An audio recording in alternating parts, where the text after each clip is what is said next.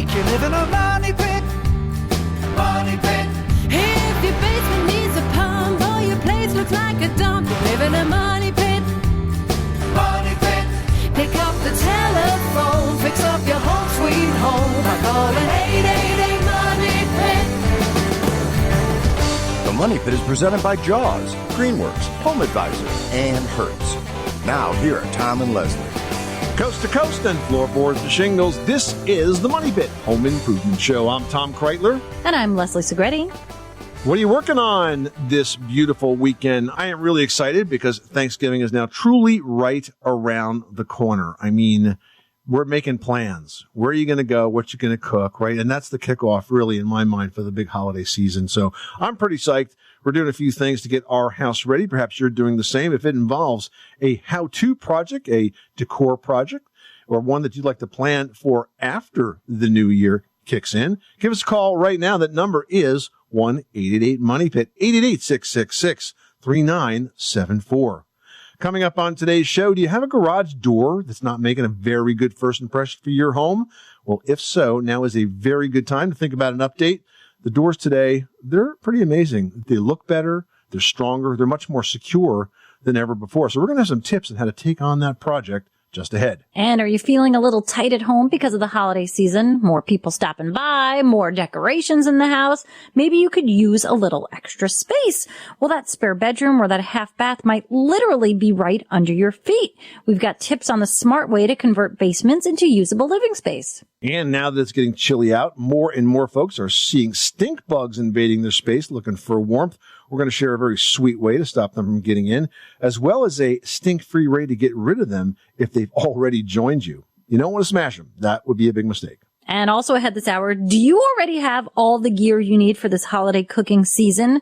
Well, you might not if you're missing a fire extinguisher. Now, I'm not saying that you're a bad cook, but what we're saying is that it's really important that you have one because kitchen fires are common and they require a special type of extinguisher that's designed to handle grease fires. And it just so happens we've got one to give away from First Alert. We've got their home safety kit. It's going to go out to one caller drawn at random. It includes a fire extinguisher and much, much more, worth $140. Give us a call right now. We'll toss your name in the Money Pit hard hat. Might be sending that First Alert home safety kit over to you. The number again is 1-888-MONEY-PIT. Let's get to it. Leslie, who's first? Gina in Massachusetts, who's got a question about the heating at her home. What's going on? Okay, so I have a rental property, 2-family, and I'm updating the boilers. It's gas. And I was going to go with the regular boilers, which are 85% efficiency, and keep it going through the chimney. Or I was going to do the combis, I guess Lochinvar, and they're indirect. I guess they go outside. Yeah, high efficiency direct boiler, right? Okay. My plumber's kind of saying that I should get liners in the chimney and keep the chimney hook up and the water heaters. Yep. And then I wouldn't get the rebates, and I wouldn't get, the 0% interest from National Grid, Mass Save.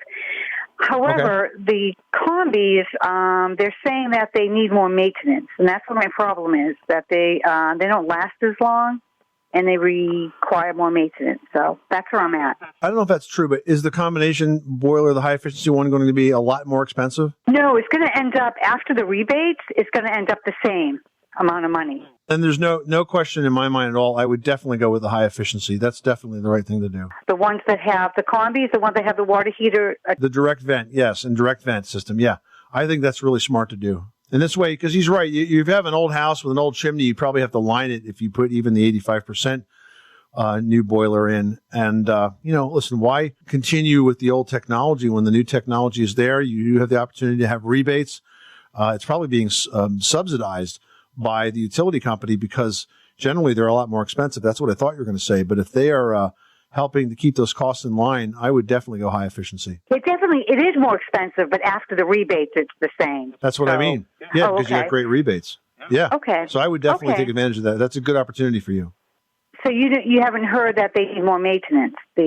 No. Okay. And that's, frankly, we see all the new equipment that comes out now, and that to me sounds like maybe a bit of a rumor. But I really don't think it's true. Sure, they could break down like anything else. They're more mechanical than the basic systems, but they're high efficiency. So even if they do need a bit more maintenance or an occasional extra adjustment, I wouldn't worry about it. I would definitely do that and enjoy the efficiency. It's going to raise the value of your home, and it's also going to cost you less to heat it. Okay. All right. Thank you. You're welcome. Good luck with that project. Thanks so much for calling us at 888-MONEY-PIT. Bill in Illinois is on the line with a question about a leaky shower. What's going on at your Money Pit? Friend of ours installed we got at the shower, put a new shower in and everything. We put cement board behind the tile. Okay. And it's been a couple years, and I'm getting leaks now. And people are telling me that because I put the cement board behind there, I got a shower head on each side, so I got a lot of volume of water coming in. Oh, you made a car wash. Yes, I did. Exactly. I love it. I love that shower. But I'm getting leaks, and people are telling me it's possible that the backboard of the cement board is getting wet and dripping. And I'm Yeah, not all of a sudden. So let me ask you this. First of all, the leaks, they're showing up in the floor below? Yeah, the floor below. That is correct. All right. So the first thing we have to do is this.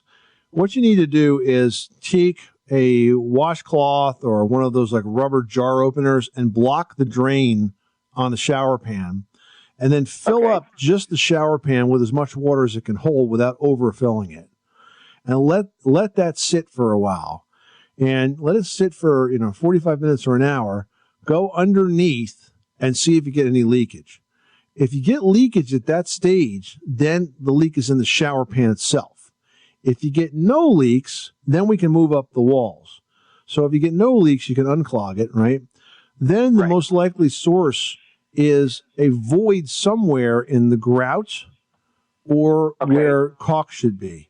And what happens is when you step into the shower, and more so with yours, is when all that water bounces off your body, it can find its way into those little gaps where grout is missing or caulk is missing. And then it could go down the walls and cause essentially a leak into the floor below. But those are the two ways that showers leak almost universally. They either leak because the shower pan is bad, or they're going to leak because there is a small gap in the grout or in the seam where the two walls come together, like the corner that usually you'll caulk around the top of the shower pan. Okay. And that's what you should do. There's actually an interim step too, and that is if you were just to run the shower without anybody in it and see if that causes a leak. That would further. That's true too. That's a good idea. Yeah, that would further confirm if this is something that happens when you stand in it and all the water's bouncing off you and hitting the walls at all kinds of crazy angles. And then you just got to figure out where that is. Is there a way to put like a dye or something? I know, like it's not going to tell you anything. No, it's not going to tell you anything. You can do this with just your eyesight. You didn't know what you were looking for, and now I'm telling you what to look for. And it can only be a small void somewhere that can do this. And you might as well just re-caulk the whole thing while you're at it. Pull out all the old caulk and re-caulk the whole thing. If you have a hard time getting the caulk out, there's actually a product called a caulk softener, which is kind of like a paint stripper type of thing, where basically once you apply it to the caulk, it turns it very rubbery and putty-like, and you can peel it right away. But get the old caulk out and re-caulk the whole thing with good quality silicone, while you're doing this whole project. But I think you're going to find that void, and that's going to fix it. Okay? Great. Hey, thank you guys. I appreciate it, and I love your show. Well, thanks so much. Good luck with the project. Thanks for calling us at 888-MONEY-PIT. You are tuned to the Money Pit Home Improvement Radio Show, on air and online at MoneyPit.com. Give us a call with your home repair or your home improvement question 24 hours a day, 7 days a week. We're always thinking about home improvement, and we're always happy to lend a hand. Give us a call, 888-MONEY-PIT. 888-666-3974. Just ahead, you have a garage door that's not making a very good first impression for your home? We're going to have tips to help you find the best pro to get that project done in today's Pro Project, presented by HomeAdvisor.com next. You live in a money pit.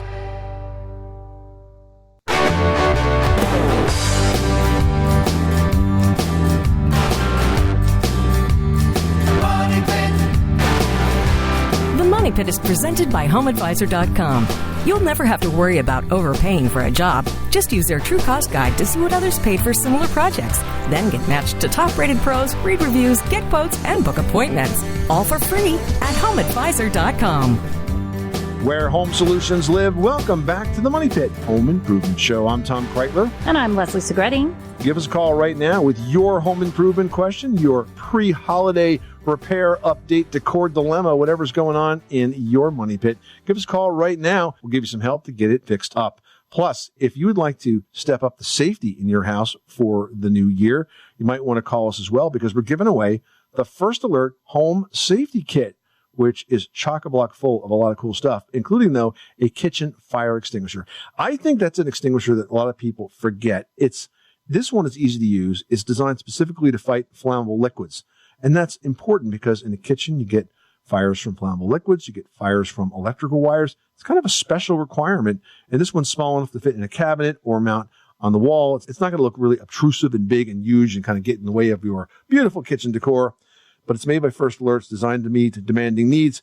It also features a metal pull pins and a safety seal to help prevent accidental discharge, because that would be bad. The number is 1-888-MONEY-PIT. Give us a call right now. We'll toss your name in the Money Pit hard hat for that First Alert Home Safety Kit, valued at $145. It also includes a smoke, carbon monoxide, and combo alarms. You get all of that with 10-year batteries. Going to one caller, make it you. That number again, 888-666-3974. Now we've got Stephanie in Colorado on the line who's installing some French doors. How can we help you? My husband and I have sliding doors in our bedroom that go outside, and we have French doors that we have. They're all ready to put in. They're framed, and I was just calling to see if you had any advice about putting them in. Well, I mean, let's presume that the French doors and the sliding doors are going to fit in the same opening to start with. Is that correct? The French doors are a little taller. Ah, that's a problem. Just about an inch. Yeah, that's a tough inch to pick up, when it's in the height like that. The thing is, you're going to have to figure out if you have enough room to get those French doors in, Stephanie, without having to cut or modify the header that's going to be above the sliding door. Because the distance from the floor to the bottom of the header, that's called the rough opening. That's the rough vertical opening. And that rough vertical opening has got to be taller than the distance from the bottom of the French door to the top of the jamb of the French door. Because if it doesn't, you're not going to get that French door in that opening. It's absolutely critical that the rough opening be sized properly. So you could probably figure that out by just pulling the molding off from the side of the slider, and you'll see enough of the framing there where you can get a pretty good measurement as to how much room. Sometimes there's a fair amount of room above the sliding doors until you get to the header, and maybe you'll have that room. Now, if you've got the room, putting that French door in it's not a basic do-it-yourself project. I'm just going to tell you that right off. But the way I would approach it is, the first thing I would do if it was me is I would take the slider out one panel at a time. You want to try to make this as light and manageable as possible. So you remove one panel, then the other. Then you pull out the slider frame, and you put the French doors in the same way. You take the doors off of the hinges, and what you actually hang, quote-unquote, inside the opening is just the frame of the French doors without the physical doors in place, just the outside jambs, because that's very easy and lightweight to handle. And if that's installed properly and square, then the doors will pop in right after that with minor adjustment. But that's the way you approach it. Again, not a basic do-it-yourself project. Putting a door in is one of the more tricky projects. So if that's above your skill set, I would definitely hire a carpenter or a handyman to help. All right, Stephanie, thanks so much for calling us at 888-MONEY-PIT. Well, if your garage door is old and worn, now is a great time to think about an update. The doors today are made better, they look better, and they're more secure than ever before. We've got some tips on how to take on that project in today's Pro Project presented by HomeAdvisor.com. First of all, aside from the cosmetics, there are other signs that it might be time for a new overhead door that could impact your safety and your security. Yeah, that's a really good point. Here's a few things to look for. First, if the garage door only closes partially, it might be that the track is warped, it's clogged, or it's loose. And if the door's got trouble moving up and down, that can mean the springs are worn down and need to be replaced. Now, if the metal cables that connect the springs are frayed and worn, this could cause the garage door to fall. Or even worse, if the brackets that are connected to those cables are loose, and I have seen this happen, they can fly off and really hurt someone. Then lastly, you need to check to make sure your garage door opener works too. Particularly important is the sensor, which is what prevents the door from closing on somebody's foot or a pet. If they don't work or work well, it is definitely time for a replacement. Now, if all of that is sounding, eerily familiar, like maybe that's the garage door you're dealing with right now, replacing it's a project that may not be terribly expensive. According to Home Advisor's True Cost Guide, replacing a garage door with a new one usually averages anywhere between $500 and $2,500, depending on a few factors. Now, those include the material.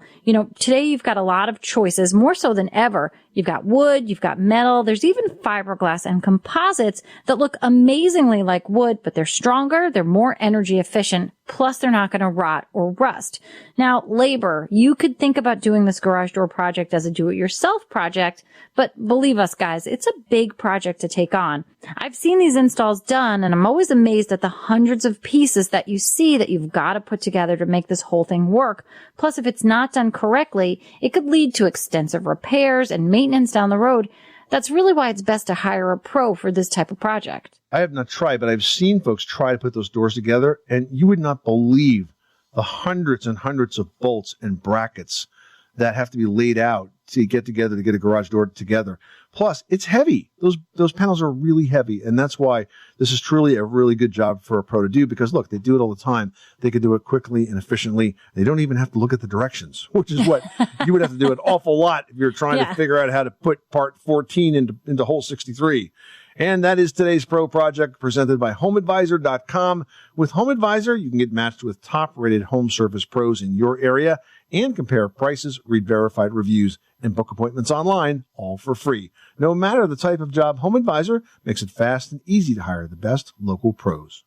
Doug in Texas, you've got the Money Pit. How can we help you today? I've got a 30-year-old home here in northeast Texas, wanting to know the best way to upgrade my insulation in the attic. It has what I would call look like a recycled newspaper maybe blown in there, probably about 2.5, 3 inches thick. And wondering if I could just blow a new type insulation on top of it, or do I need to do preparation first? Yeah, you can add additional insulation, and that makes a lot of sense, but I would not put new insulation on top of that old insulation, because the old insulation is probably settled down, compressed, and it's not insulating as well as it should. So what I would recommend is that you remove the existing insulation. Then if you want to go with blown-in, there's actually a product out now that allows you to do your own blown-in insulation. It's from Owens Corning, and it's called Attic Cat. And the way Attic Cat works is you go to your local Home Depot and you purchase the bags of Attic Cat insulation. And if you buy 10 bags, they will give you the blowing machine for free. The rentals, there's no charge for the rental. And then the blowing machine gets positioned, outside your house or in your garage or whatever. The insulation packages slide into it. It's almost like designed as a slot. You put it right in the side. You take the hose up to your attic, and it's remote controlled, so you can turn the machine on and off and control the flow.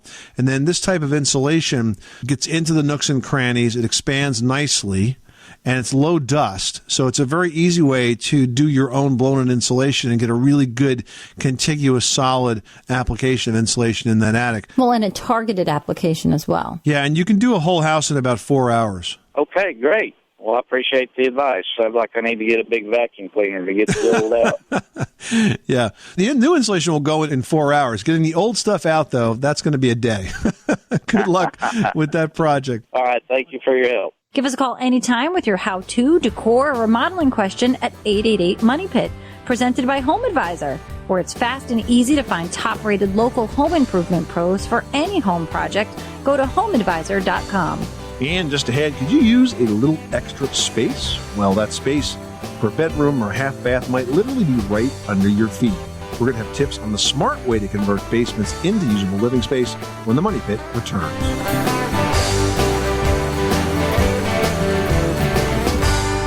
You live in a money pit.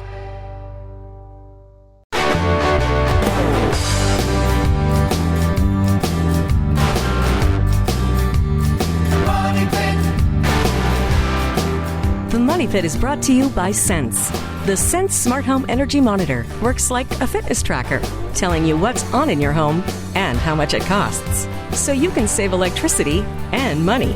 Learn more at sense.com.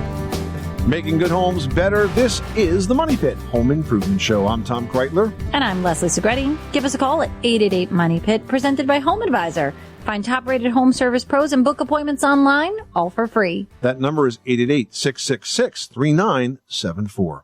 Charles in Tennessee, you've got the Money Pit. How can we help you with your porch project? I bought a house, and the front porch is made out of concrete. It's got brick surroundings, and it's got a poured concrete slab.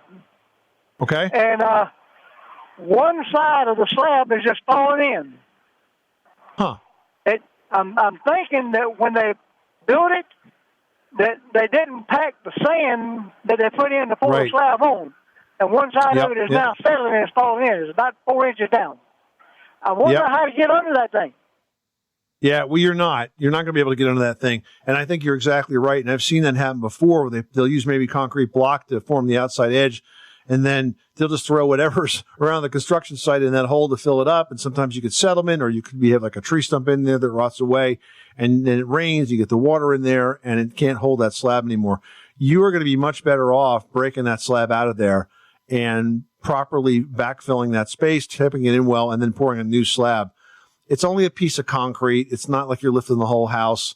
I don't think you're going to be the expense of doing any kind of pump jack or something of that nature is just not going to be worth it. I would simply break up the slab and replace it. That's what I'll do then. All right. Good luck. Thanks so much for calling us at 888 Money Pit. Well, anyone with a basement has probably considered converting it to a living space. But if your basement is plagued with problems like leaks, poor ventilation, mold, termites, you might be thinking, could I even do this? Is it possible? Well, basements can pay off, and they can pay off big, but below-grade rooms have their own set of challenges. So I think before starting the project, you really need to ask yourself a couple of questions. First and foremost, is it safe? You need to check with your local building department because they have codes that are going to determine whether ceiling heights, entranceways, stairs, safety escapes, also known as egress openings in code speak, are going to meet those requirements for living space, because you don't want to convert it only to find out it doesn't meet code. And gosh, if you tried to sell the house, they could make you tear it all out. And then secondly, and probably the biggest concern for most folks is it dry? I mean, a lot of folks think that basements that are wet or damp can't be dried out. That's just not true. It is very possible to dry out a wet basement. In fact, we have a post on moneypit.com called Basement Waterproofing Tips. It's absolutely, and for years has been one of our top, most downloaded, most read posts that kind of lays it out for you. So if that's what you find, then you don't need to worry so much about it, because we can teach you how to dry out that space. Now, once you've decided that this project is a go, there's a lot of things you've got to consider. We're talking about design, material choices, lighting. You know, first of all, you're in a basement, you're below grade. So you want to make sure that you put that main socializing area in the space that gets the best natural light. But if you're using the new basement room as a media center, you want to be careful that it doesn't get too much natural light, which can create a glare in home theaters. You've also got to think about insulation. Extruded polystyrene insulation, it's high density. It's water resistant, which makes it perfect for a basement space. Now you can apply it directly to the walls with adhesive and then install the drywall or whatever other material directly to the furring. Also flooring. Everybody wants to be cozy in the basement, but carpets really are not a good idea. They're the perfect food for mold in an already damp space. Wood's not going to be a good choice either, because that can warp, because there is also just a lot of moisture. So you want to stick with laminate or engineered vinyl plank. Both are highly water resistant. There's a lot of beautiful choices as to what it could look like. So you're going to find something that style, design wise, is going to work with your decor. And then remember, area rugs. You can use them down there. They're beautiful. They cozy up a space really nicely, but you don't have the issues that you would have with a wall-to-wall carpet. Yeah, great point. So lastly, let's talk about walls for a bit, because I think everyone thinks most walls are the same. And when it comes to a basement, you want to avoid using standard drywall. That's the paper-faced typical drywall, also called by its trade name sheetrock. The reason you don't want to do that is because that paper can become mold food. There's a different type of wallboard that works for a basement, and it's made with a fiberglass face. A number of manufacturers make it, but with this fiberglass face, there's nothing on it that will grow mold. Looks like drywall. It's a little bit harder and perhaps more expensive, but it's not going to grow mold. That is so important. So make sure you use the right kind of walls when you're remodeling a basement. Natasha in Missouri is on the line with a molding question. What can we do for you today? Our house is about 11 years old, and the interior walls, the sheetrock or the drywall, is finished with a nice round bullnose corner. so it doesn't come to a right angle, so to speak. And just through wear and tear with kids and dogs, we have found several dents appearing. And I'm wondering if you have ideas on how we might repair that, or if we are going to have to just replace that whole corner edging. Any thoughts? Yeah, I mean, is this like the metal rounded corner? I think it's metal. I tap on it, and it sounds plasticky, but it might be metal, and which would explain the dents. Why not just plaster over those? I thought about that. Some of them are just little dimples. But I don't know if I can successfully fill and sand and patch. But that's one thought we've had. Yeah, you could skim coat it, and the other thing that you could do if it's a crisp dent is you can use auto body filler. We use that on metal doors, like metal doors that have dents in it and that sort of thing. It's just a little harder to sand. But if it's just the outside corner on drywall, you could use spackle for that. Build it up and then sand it. It'll sand really easily. You're just going to have to prime it and repaint it. Yeah. Shouldn't be a big deal. Great. Well, that's exciting. Some other advice I'd had was to replace the whole corner. So I love your suggestion much, much more. Well, you can always do that, but why don't we try the easy stuff first? Maybe in the bedrooms where it's not so obvious. We'll try that first. So Then you can practice, and you'll get good at it. that's right. Hey, thanks so much. I really appreciate your help. You're welcome, Natasha. Thanks so much for calling us at 888-MONEY-PIT. Give us a call anytime with your home repair or your home improvement question, 24 hours a day, 7 days a week, right here at 888-MONEY-PIT. Still ahead, they're creepy, they're smelly, stink bugs, guys. You know what they look like, and they are on their way. They're looking for shelter in your house as temperatures start to really cool off. Now, there are some steps you can take to keep them out of your home. We'll tell you all about it after this. You live in a money pit.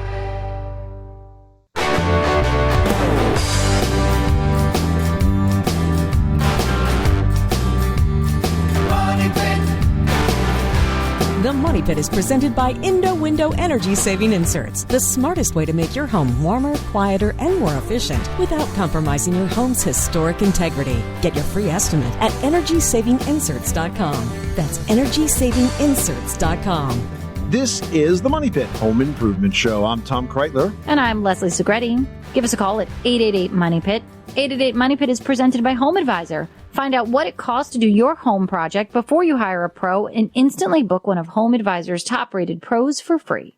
And hey, did you know that cooking fires are the primary cause of home fires and home fire injuries? We have a solution. We're giving away this hour the First Alert Home Safety Kit, including a kitchen fire extinguisher. It's easy to use. It's designed specifically to fight flammable liquids and electrical fires, which are common to kitchens. It's small enough to fit in a cabinet or mount on the wall without kind of like standing out, sort of wrecking your total decor.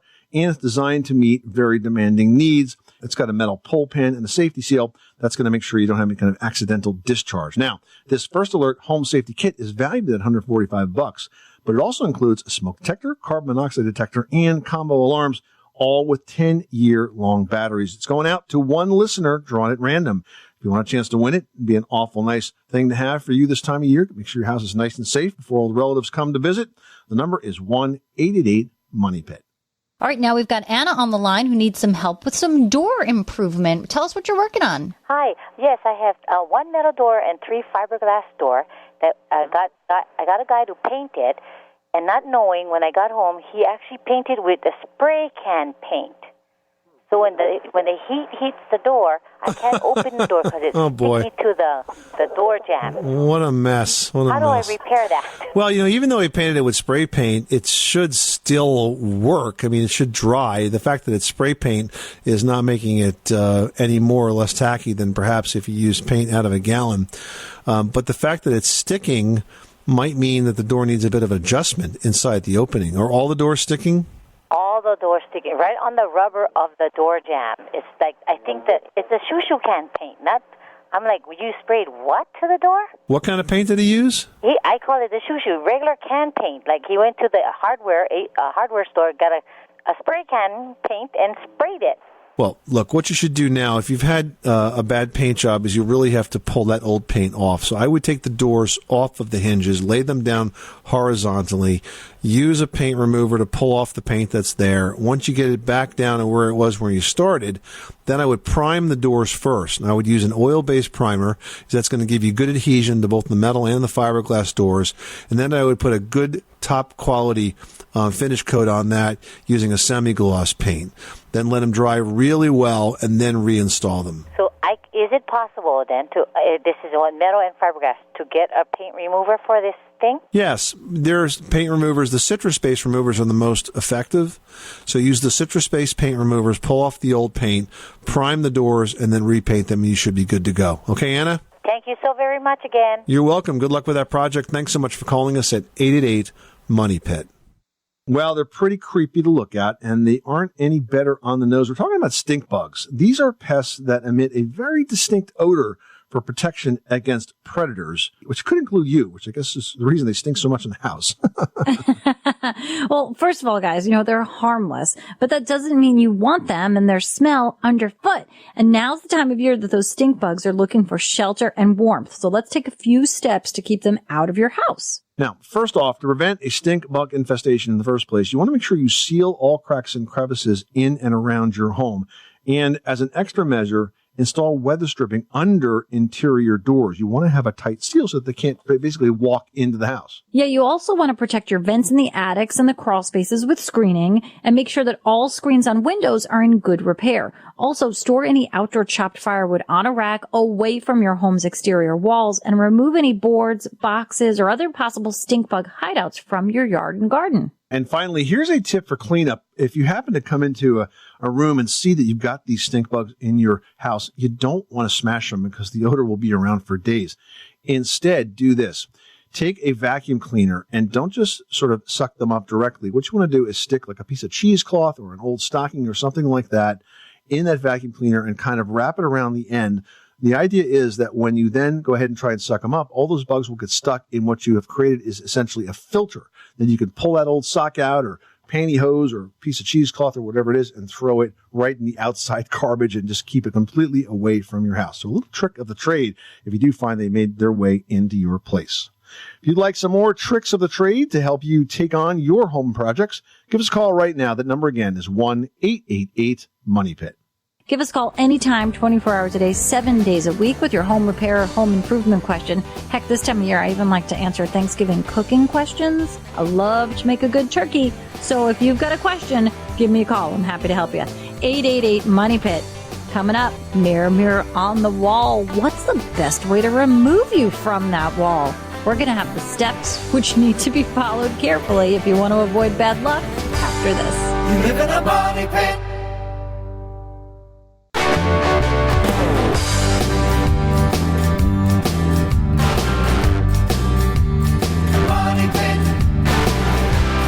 The Money Pit is presented by HomeAdvisor.com. Whether it's minor repairs or major remodels, leave it to HomeAdvisor to do the work. Check out HomeAdvisor.com. Where home solutions live, this is the Money Pit Home Improvement Show. I'm Tom Kreitler. And I'm Leslie Segretti. Give us a call at 888-MONEY-PIT, presented by HomeAdvisor. Find out what it costs to do your home project before you hire a pro and instantly book one of HomeAdvisor's top-rated pros for free. And don't forget, while you're online, head on over to Money Pit's community section and post your questions there. Now, I've got one from Celia who writes, my mounted bathroom mirror is wedged in and glued to the wall. It extends more than 8 feet across, and it's 3.5 feet from top to bottom. Basically, what she's saying here is that it's a gigantic mirror. I want to remove the mirror and replace it with framed mirrors, but I have no idea how to get it off of the wall. What is the best way to do this? Sledgehammer and run? That is a very big project. Yeah, and somewhat dangerous, too, because it's going to be, first of all, it's going to be really heavy, and then, of course, if you break it, it can be really dangerous. I mean, there's 2 ways to do it, and both are going to require repairing your drywall after, but if it's done properly, you should spare yourself some injury. But just remember, this is sort of advanced DIY. Now, the first involves buying a length of cutout wire that's longer than the width of your mirror. Cutout wire is also called windshield removal wire because it's used a lot by auto body shops to repair windshields. Basically, you want to apply clear packing tape over the mirror to minimize the mess and any risk of injury if it does break. Then you stretch the wire tight and you pretty much slide it between the back of the mirror and the drywall with at least a couple other people holding on to the mirror in case it falls. You sort of wiggle the wire back and forth, and what that's doing is kind of separating the drywall from the adhesive until that mirror dislodges. Now, the second way to do this, I would prefer, and it requires a drywall saw, which is a hand saw that you sort of press into the drywall. And what I would do is use this to kind of saw into the wall near the edge of the mirror, and I would remove the entire piece of drywall with the mirror attached. If you're able to separate the glue from the drywall, the paper on that's going to be all messed up. It's going to be almost impossible to spackle it. I would just get rid of the piece of drywall. It's not that big of a deal. Take the mirror out with the drywall and then replace that wall, right? New drywall. Then go ahead and do whatever you want after that. I would definitely not, go about trying to separate it with a wire, even though you could. I just cut out the drywall. It's pretty easy to do and a lot safer, I think, in my view. And then you can always lean that gigantic new drywall mirror, somewhere else as a big leaner mirror. That's right. Put a frame around it. Here's my drywall mirror. I just invented a new product. It's called the drywall mirror. Now, Mike here's writing, I'm thinking about adding vinyl siding to my summer home in New England. House has wood shingles on it now, and I've been getting estimates from several contractors. Some say that the wood shingles have to come off, but others say they must stay on. Who's right? I think the best approach is to get rid of the old shingles. Here's why. Because if you layer vinyl siding on top of those shingles, the added depth is going to result in windows and doors that are going to be set sort of back into the wall. And it doesn't look right. It looks kind of crappy. It looks kind of amateurish. And plus, the vinyl siding is going to be a lot smoother without the old shingles underneath. So I definitely vote for removing the old siding and starting from the sheathing outward. Yeah, Mike, you're going to get a way better insulated project if you do it this way. That way your house is going to be shored up, nice and tight. It's going to be dry, and you'll be so happy with the project at the end. This is the Money Pit Home Improvement Show. Hey, thank you so much for spending part of your pre-holiday weekend with us. We know you're out there being busy little beavers getting ready for that time of year when we welcome family and friends to our homes. If there are projects that are on your to-do list, remember, you can slide them over to ours by calling us 24/7 at 88-MONEY-PIT. If we're not in the studio, we'd be glad to call you back the next time we are. But for now, the show does continue online. I'm Tom Kreitler. And I'm Leslie Segretti. Remember, you can do it yourself, but you don't have to do it alone.